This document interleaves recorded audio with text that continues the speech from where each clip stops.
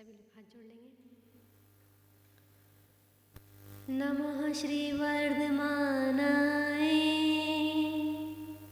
निर्धूते कलिलात्मने सालोकानां त्रिलोकानां यद्विद्यादर्पणायते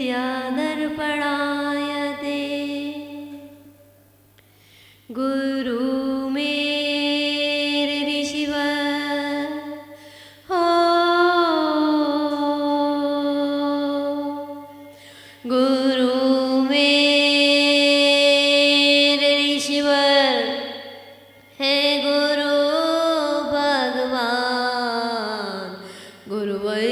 चरणों में मिले चारों धाम, गुरुवर के चरणों में मिले चारों धाम, गुरुवर के चरणों में मिले चारों धाम। बोली देवाई देव 1008 श्री आदिनाथ भगवान की। बोली देवाई देव 1008 मूल नायक अतिशयकारी श्री बड़े बाबा पार्श्वनाथ भगवान की।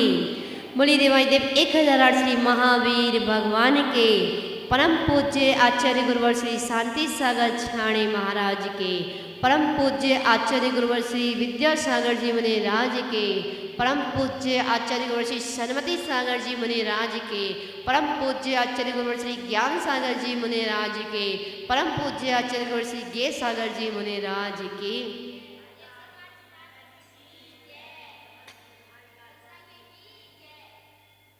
चलते हैं भक्ति की ओर। कल पार्श्वनाथ भगवान के चरणों में भक्ति की थी, तुमसे लाही लगन। और आज चलते हैं अभिषेक शांति धारा की ओर।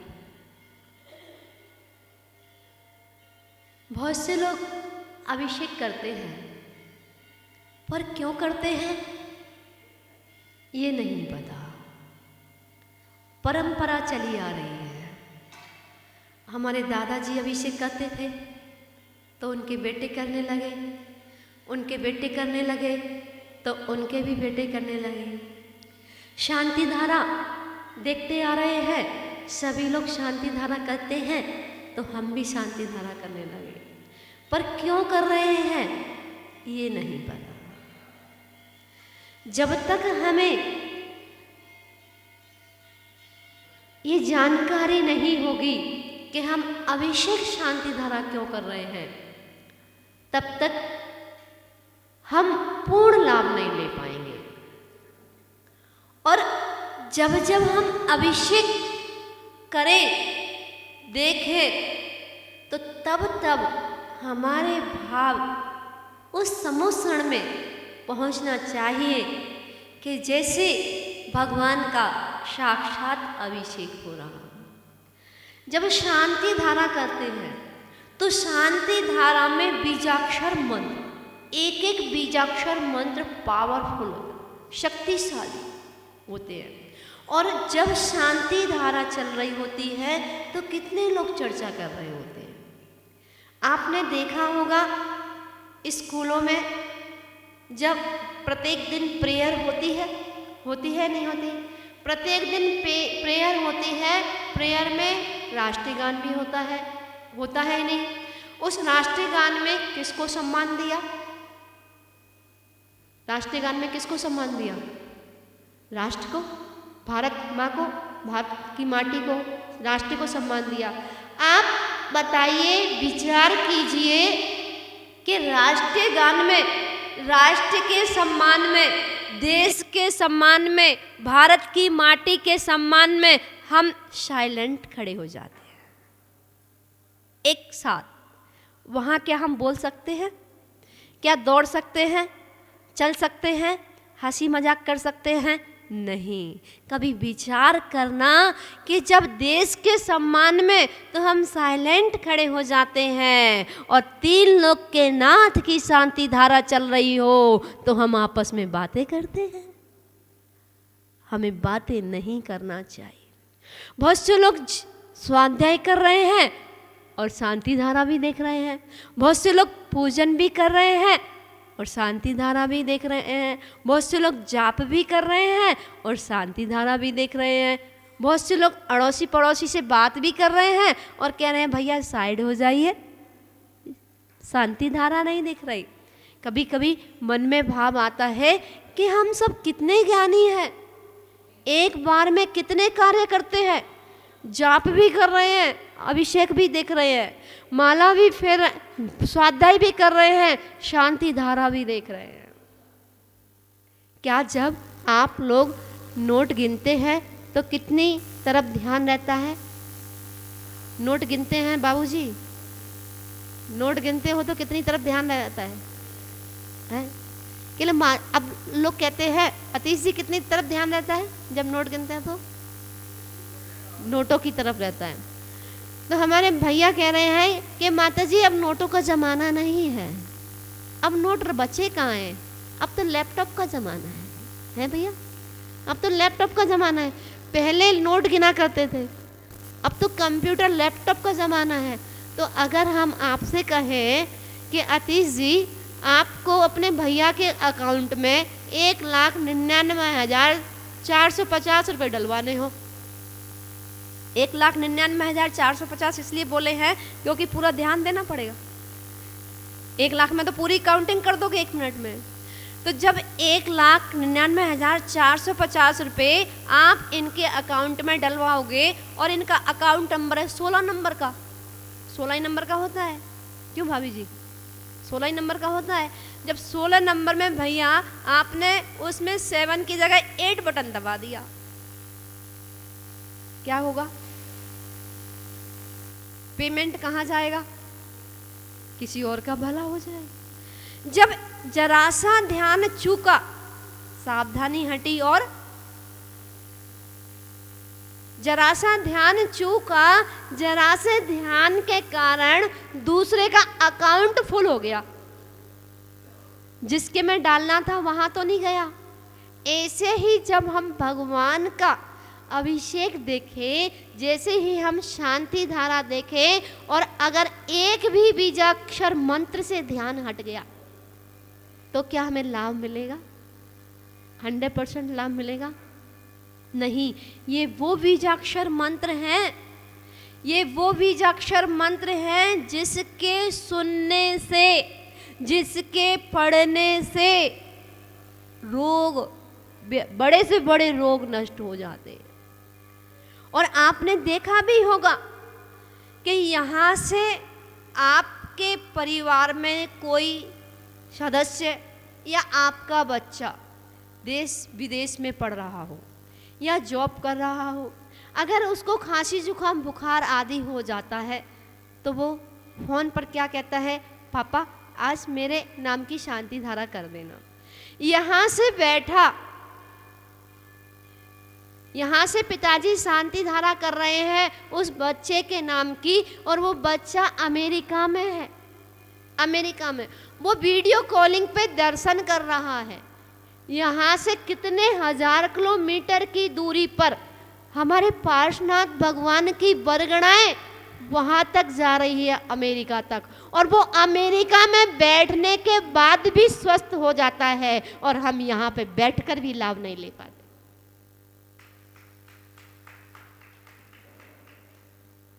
क्यों? क्योंकि वो अमेरिका में बैठा हुआ उसकी वीडियो कॉलिंग पे जो दर्शन कर रहा है, उसकी दृष्टि, उसका ध्यान पूरा शांति धारा की ओर है, और हम जब शांति धारा कर रहे हैं हमारा ध्यान इधर उधर है,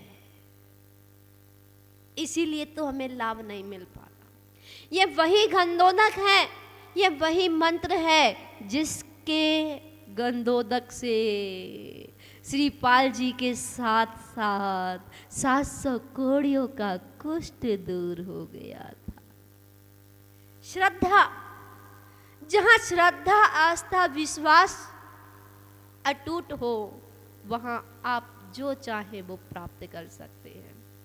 ये बड़े बाबा पार्श्वनाथ भगवान बड़े गांव के, आप जो चाहो, इतना अतिशय है, इतना अतिशय है, इतना अतिशय है। यहाँ की बरगड़ाएं, यहाँ की विशुद्धि यहाँ का वातावरण आपको कैच करना आना चाहिए। यहाँ पे जितनी देर आप भगवान के चरणों में बैठोगे, जितनी देर भगवान का स्पर्श करोगे, उस समय एहसास करके देखना वहाँ की शुभ वर्गणाएं हमारे को कितनी प्राप्त होती हैं। और ध्यान लगा करके कभी एक जाप भी कर लेना, ध्यान लगा करके कभी एक बार स्तुति भी कर लेना। हमने तो खुद साक्षात देखा है यहाँ पे। अब से लगभग सन 2015 की बात है, महाराज जी जब यहाँ थे और हम अंदर दर्शन कर रहे थे, जाप दे रहे थे। किसी की तबीयत खराब थी, ऑपरेशन होना था, किसी का ऑपरेशन होना, सच्ची घटना बता रही हूँ अपने आंखों का। ऑपरेशन होना था जब हमारे हाथ में पीछी नहीं थी, दीदी अवस्था की बात है। तो वहाँ से सूचना आई थी कि किसी का ऑपरेशन होना है, तबीयत खराब है, आप एक बार भगवान के चरणों में अर्जी लगा देना। उस व्यक्ति को नहीं पता था, हम यहाँ पे भगवान के आगे बैठ करके जाप दे रहे थे और भाव ये था कि उसका स्वास्थ्य ठीक हो जाए, इस दृष्टि से भाव। यहाँ हम भगवान के चरणों में ध्यान लगाए थे और वहाँ उस व्यक्ति को ऐसा लगा कि मेरे अंदर से कोई चीज़ निकल के गई है, साक्षात घटना, चीज़ निकल के गई है और उसका ऑपरेशन नहीं हुआ। इस स्वयं की बता रही हूँ, सन 2015 की बात। तो मैंने तो यहाँ बहुत अतिशय देखा, बहुत अतिशय देखा। आप बाबा के सामने बैठो, आप पूरे बड़े गांव में कहीं पर भी बैठो, आपको ऊर्जा ग्रहण करना आना चाहिए। और भगवान के साक्षात सामने बैठ करके भी हम अगर अपने कर्मों की निर्जरा ना कर पाए तो फिर हमारा आना और नहीं आना बराबर। ये सच्ची घटना बता रही हूँ, यहाँ का जो अतिशय मैंने देखा। और जो चाहो वो प्राप्त होगा, पर निस्वार्थ भक्ति से, निस्वार्थ। बिन मांगे मोती मिले, मांगे मिले ना भीख। मांगने से कुछ नहीं मिलेगा। बाबा को देना था तुम्हें रुपया और तुमने मांगी चवन्नी, तुमने मांगी चवन्नी, तुमने मांगा मेरा व्यापार चल जाए, तुमने मांगा मेरे पोता हो जाए, तुमने मांगा मेरे बेटे की संपत्ति हो जाए। और बाबा तो अपने जैसा बनाने के लिए तैयार है। यहाँ तो 3 लोग की संपत्ति भी देने के लिए तैयार है, पर भाव निस्वार्थ होना चाहिए, निष्काम, कोई कामना नहीं। फिर आप देखना जीवन में बहुत से लोग यहाँ पर आते हैं प्रत्येक संडे, बहुत से लोग आते हैं प्रत्येक मंडे, बहुत से लोग आते हैं महीने में एक बार, बहुत से लोग कंटिन्यू आते हैं। जो जैसे भावों को लेकर के आता है वो अपनी झोली भर करके जाता है। ऐसी महिमा हमारे पारस बाबा की। और पारसनाथ भगवान तुमसे, पारसनाथ भगवान तुमसे मिलना जरूर है। आऊँ तो मैं आऊँ कैसे, सिद्ध शिला तो दूर है। आऊँ तो मैं आऊँ कैसे, सिद्ध शिला तो दूर है। हम कहते हैं आप तो छोटी छोटी चीज मांगते हो, आप तो छोटी छोटी डिमांड करते हो।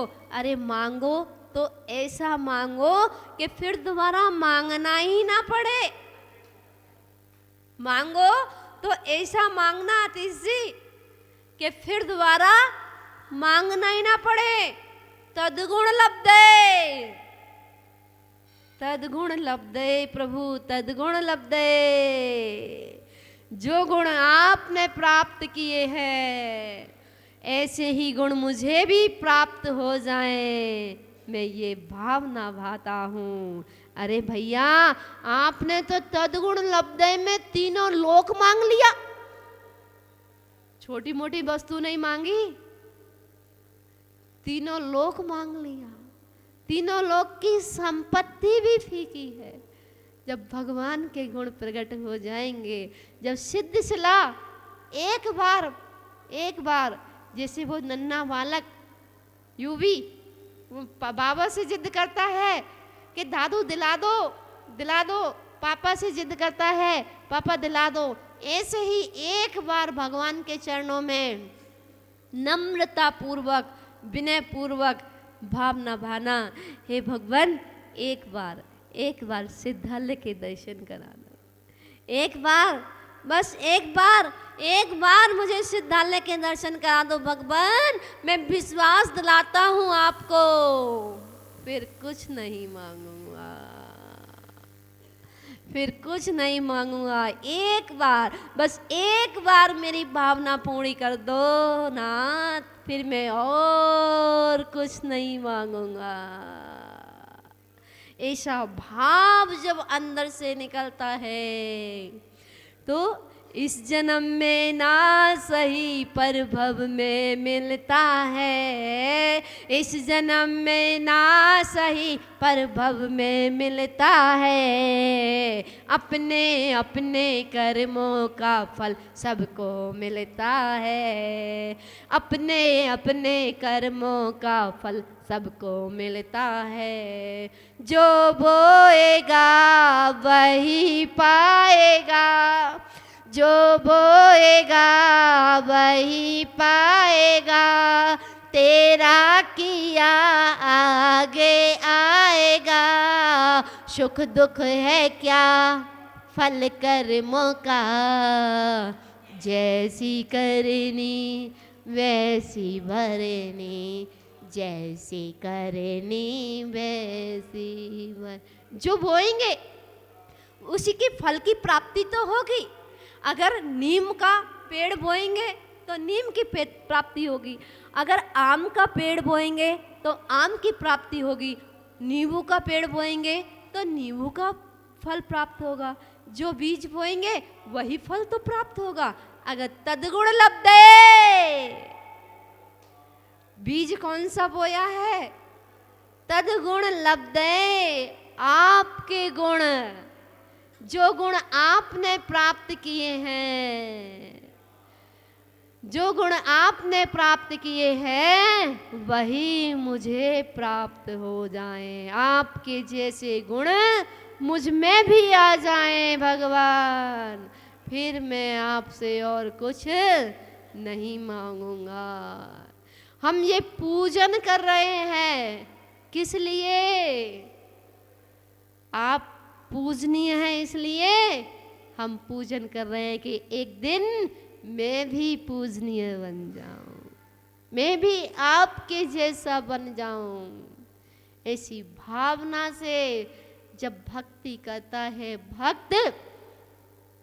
भक्त हमेशा पागल होता है, और जो पागल होता है वही भक्त होता है, वही भक्त होता है। जब लोग उससे कहने लगे कि भाई तुम पागल हो क्या, जब देखो जब मंदिर में, जब देखो जब महाराज जी के पास, जब देखो जब माता जी के पास, क्या हो गया है? तो उसे कहीं कोई रुचि नहीं लगती, कहीं कुछ नहीं रुचता, बस एक देव शास्त्र गुरु का समागम ही उसे प्रिय लगता है। तो सोच लेना वह भक्त पागल नहीं है, पापों को गला रहा है। जो पापों को गलाता है वही पागल कहलाता है। तो हमें तो पापों को गलाना है।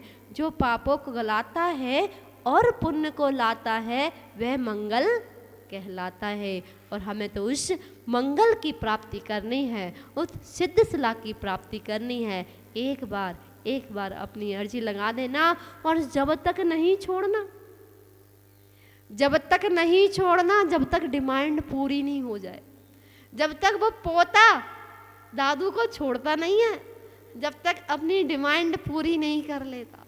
छोड़ता है क्या? नहीं। उसे जो चाहिए तब तक वो जिद करेगा। ऐसे ही हम भी एक बार जब हंसते बोलते चलते फिरते खाते पीते सोते उठते बैठते जब भी स्मरण आए तद गुण लब्धे, उसको ना भूले। भगवान एक बार सिद्धालय की यात्रा करा दो, एक बार तो दर्शन करा दो भगवान, मैं कुछ नहीं मांगूंगा। जब यहाँ पे आपका इतना आतिश है, जब यहाँ पे आप इतने अच्छे दिख रहे लग रहे, यहाँ पे इतना मन लग रहा है, यहाँ का समोषण अद्भुत लग रहा है, तो वहाँ सिद्धालय में जिसकी प्रतिमा इतनी सुंदर वो कितना सुंदर होगा। नाम तुम्हारा तारणहारा, नाम तुम्हारा तारणहारा, कब तेरा दर्शन होगा। जिसकी प्रतिमा इतनी सुंदर वो कितना सुंदर होगा, वो कितना सुंदर होगा। बस एक बार भगवान मेरे भावों को सुन लीजिए, एक बार मेरी प्रार्थना सुन लीजिए भगवान। एक बार, बस एक बार मुझे सिद्धालय की यात्रा करा दीजिए।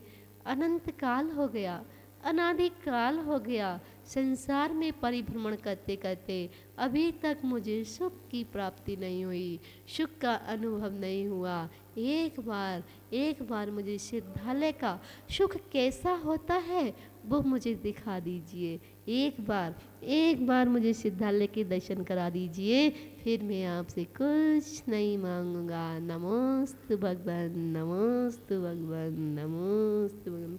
बोली पंच परमेष्टि भगवान की।